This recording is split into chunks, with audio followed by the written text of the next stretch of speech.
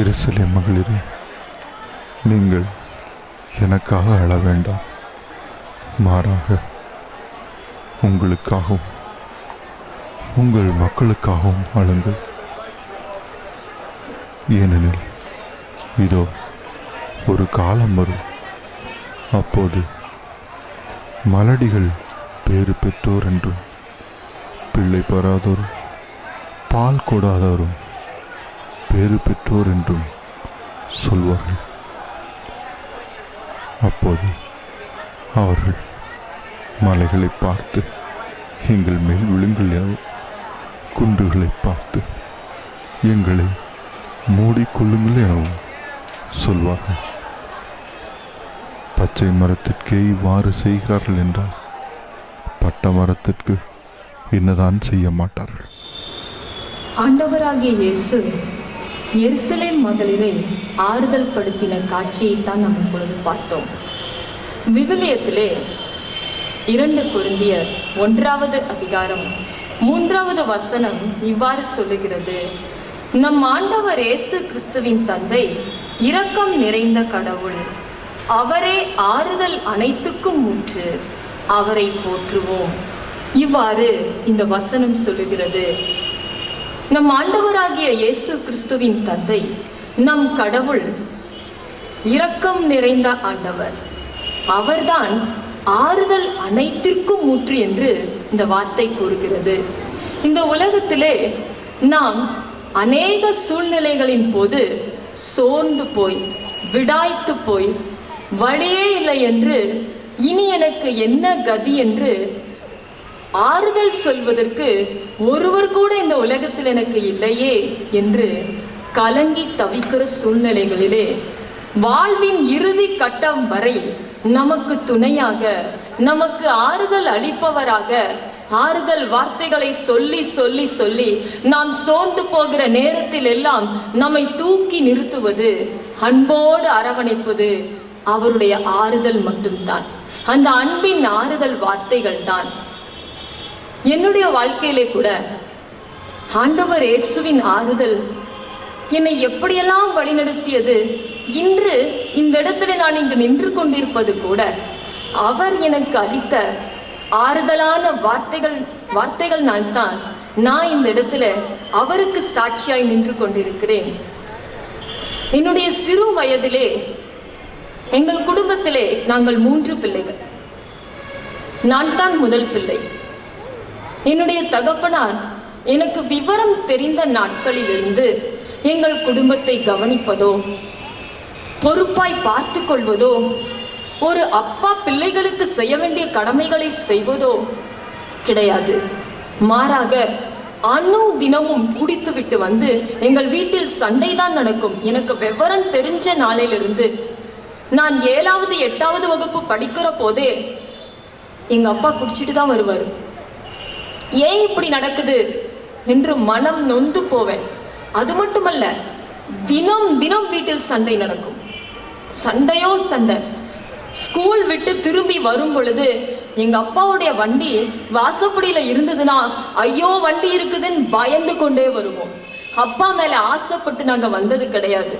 அந்த அப்பாவுடைய அன்புக்கு நாங்கள் ஏங்கினாலும் அது எங்களுக்கு கிடைக்காது. ஒவ்வொரு நாளும் சண்டை. நாங்க காம்பவுண்ட் வீட்டில தான் குடியிருந்தோம். அப்போ வீட்டுக்குள்ள போறதுக்கு வெக்கமா இருக்கும். ஏன்னா அக்கம் பக்கத்துக்காரங்களாம் உங்க அப்பா இருக்காரு, உங்க அப்பா கத்திட்டு இருக்காரு, உங்க அப்பா சண்டை போட்டு இருக்காரு, இதைத்தான் சொல்லுவாங்க. பேகை தூக்கிட்டு நாங்க போய் வீட்டுக்குள்ள வச்சதுல இருந்து நைட்டு இரவு வரை அது ஓயவே ஓயாது. வெக்கமா இருக்கும். வெளியே திரும்ப போறதுக்கு வெக்கமா இருக்கும். டியூஷனுக்கு போறதுக்கு வெக்கமா இருக்கும். ஆனால் ஒவ்வொரு நாளும் நான் எங்கள் ஸ்கூல்ல இருக்கிற சாப்பல்ல நான் ஜெபிப்பேன், வேதத்தை நான் வாசிப்பேன், விவிலியத்தை நான் வாசிப்பேன். அப்பொழுது அவருடைய வார்த்தைகள் என்னை ஆறுதல் படுத்தியது. அவர் எப்படியெல்லாம் என்னோட பேசினார் என்றால், நிச்சயமாகவே முடிவு உண்டு, உன் நம்பிக்கை வீண் போகாது என்று நீதிமொழிகள்ல இருக்கிற வசனத்தின்படி என்னோடு அவர் பேசினார். புலம்பல் 3வது அதிகாரம் 27வது வசனம் சொல்லுகிறது, இளமையில் நுகத்தை சுமக்கிறது நல்லது, இளம் வயதில் நுகத்தை சுமக்கிறது நல்லது. என்னுடைய 21வது வயது வரை எங்கள் வீட்டில் இப்படிப்பட்ட கஷ்டங்களைத்தான் நான் பார்த்திருக்கிறேன். ஒவ்வொரு நாளும் கண்ணீர் தான், ஒவ்வொரு நாளும் கண்ணீர் தான். நிம்மதியே இருக்காது, சந்தோஷமே இருக்காது, குடும்ப உணர்வே இருக்காது. ஏன் வருகிறது, ஏன் இந்த நாள் வருகிறது? ஆனாலும் அந்த நாட்களில் எல்லாம், நாங்கள் கண்ணீர் வடித்த நாட்களில் எல்லாம் அவருடைய வார்த்தை மட்டும் என்னை தேற்றவில்லையானால், இன்றைய தினத்திலே அவருக்காக அவருடைய வார்த்தையை சொல்லுவதற்கு, அவருடைய பணியை செய்வதற்கு, அவருடைய ஆறுதலான வார்த்தை என்னை தேற்றினது என்று சொல்லுவதற்கு நான் நின்றிருக்க முடியாது. அவருடைய ஒவ்வொரு வார்த்தையும் ஜெப நேரத்திலே, வேதத்தை வாசிக்கிற நேரத்திலே அவர் என்னோடு கூட பேசுகிறார். என் கிருபை உனக்கு போதும், என்னுடைய அருள் உனக்கு போதும், உன்னுடைய வலுவின்மையிலே என்னுடைய வலு வெளிப்படும் என்று ஒவ்வொரு நிமிஷமும் என்னோடு அவர் பேச ஆரம்பித்தார். அந்த நம்பிக்கையிலே, அந்த தைரியத்திலே நான் வளர ஆரம்பித்தேன். என் கூட என் இயேசுவினுடைய ஆறுதலான வார்த்தை எனக்கு இருக்கிறது என்று சொல்லி நான் வாழ ஆரம்பித்தேன், நான் வளர ஆரம்பித்தேன். பாருங்கள், அந்த 21 வயதிற்கு பிறகு என்னுடைய தகப்பனாருடைய வாழ்விலே, அவருடைய குணாதிசயங்கள்ல, அவருடைய கேரக்டர்ல மாறுதல்களை நான் பார்க்க ஆரம்பித்தேன்.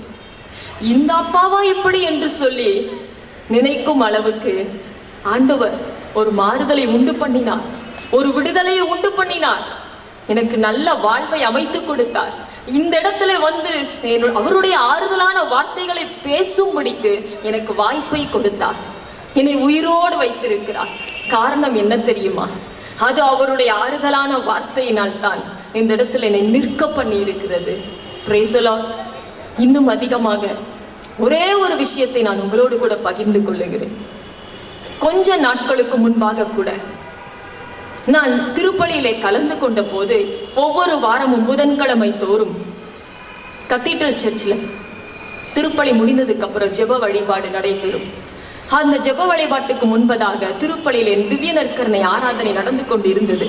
அந்த நாள் நான் மிகவும் சோர்ந்து போய் ஒரு விதமான பயங்கர கலக்கத்தோட, கவலையோட, ஏன் இப்படி நடந்தது, ஒரு பிரச்சனையை கண் முன்பாக கொண்டு வந்து நாளைக்கு காலையில விடிஞ்சா என்ன நடக்குமோ, நான் என்ன பண்ணுவேன், நான் என்ன செய்வேன், எனக்கு யார் உதவி செய்வார் என்று சொல்லி இப்படித்தான் என் மனதுக்குள்ளாய் நான் கேட்டுக்கொண்டிருந்தேன். ஃபாதர் அந்த திவ்ய நற்கருணை ஆராதனை எடுத்துக்கொண்டு வரும் பொழுது என்னுடைய திறந்த கண்களை என்னால் மூட முடியவில்லை. எங்க கண்ணிலிருந்து தண்ணி வந்துரும் சொல்லிட்டு கண்ணை திறந்தே இருந்தேன். என் கண்கள் திறந்திருக்க அந்த ஆலயத்தின் பலிபீடத்தை அந்த நிரப்பும் அளவுக்கு அவ்வளோ பெரிய ஆண்டவராகிய இயேசு கிறிஸ்து தோன்றினார். அவர் பெரிய அங்கியை தரித்தவராய், அவருடைய உடை அவ்வளவு பெரிதாய் இருந்தது. நான் அதை பார்த்து கொண்டே இருந்தேன். ஆனால் உள்ளத்திற்குள் எனக்கு இப்படிப்பட்ட ஒரு கேள்வி எழுந்தது. ஏன்பா இப்படி, ஏன்பா எனக்கு இப்படி என்று சொல்லி அந்த வார்த்தைகளே எனக்குள் வந்து கொண்டிருந்தது. திடீரென்று அந்த பிரகாசத்தின் மத்தியிலே அவர் தன்னுடைய ஒரு கையின் இப்படியே விரித்தார். அந்த பெரிய மேலுடை அப்படியே விரிக்கப்பட்டது. அந்த இடத்திலே என்னுடைய முழு குடும்பத்தையும் நாங்கள் அனைவரும் அப்படியே முழந்தால் படியிட்டு இருப்பதை என் கண் முன்பாக அவர் காண்பித்தார். அந்த காண்பித்த அந்த ஒரு செகண்ட் தான் மறுபடியும் அந்த கை அப்படியே மூடப்பட்டது. அப்ப நினைச்சேன், அடுத்த நிமிஷம் ஒரு வார்த்தை புறப்பட்டது, நானே உங்களை பராமரிப்பேன் என்று சொல்லி. இப்படியாய் ஒவ்வொரு சூழ்நிலையிலும் அவர் என்னோடு இருந்து என்னை ஆறுதல் படுத்தினார். அதன் பிறகு எனக்கு அந்த சோர்வு வரவே இல்லை. எதை குறித்து நான் கலக்கப்பட்டனோ அது எனக்கு ஏற்படவே இல்லை. அவர் எனக்கு உதவி செய்தார். அவருடைய ஆறுதலான வார்த்தைகள், ஆறுதல் அனைத்திற்கும் ஊற்று என்று சொல்லுகிற அந்த ஆண்டவராகிய இயேசு கிறிஸ்து ஆறுதலின் ஊற்றானவர் என்னோடு இருந்து இந்த நிமிடம் வரை அவர் நடத்தி வருகிறார். இந்த வேலையில கூட நீங்கள் ஒருவேளை எப்படிப்பட்ட தரப்பினராய் கூட இங்கு வந்து அமர்ந்திருக்கலாம், படிப்பவர்களா இருக்கலாம், குடும்பத்தில் என்னை போல கஷ்டப்பட்டவர்கள் இங்கு அமர்ந்திருக்கலாம். ஆனாலும் ஆண்டவராகிய இயேசு கிறிஸ்து நம்முடைய வாழ்வின் இறுதி கட்டம் வரை அவர் நம்மோடு இருந்து நமக்கு ஆறுதல் அளிப்பவர். இது முற்றிலும் உண்மை. அவருடைய ஆறுதல் எப்பொழுதும் நமக்கு உண்டு. எல்லா சூழ்நிலைகளும் கைவிடப்பட்ட சூழ்நிலையா இருக்கலாம், பணம் இல்லாதவர்களா இருக்கலாம், இயலாதவர்களா இருக்கலாம், படிப்பு இல்லாமல் இருக்கலாம், நான் பலவீனமா இருக்கிறேன் என்று சொல்லலாம். ஆனால் எப்படிப்பட்ட சூழ்நிலைகளும் அவர் நம்மை ஆறுதல் படுத்த தயாராயிருக்கிறார்.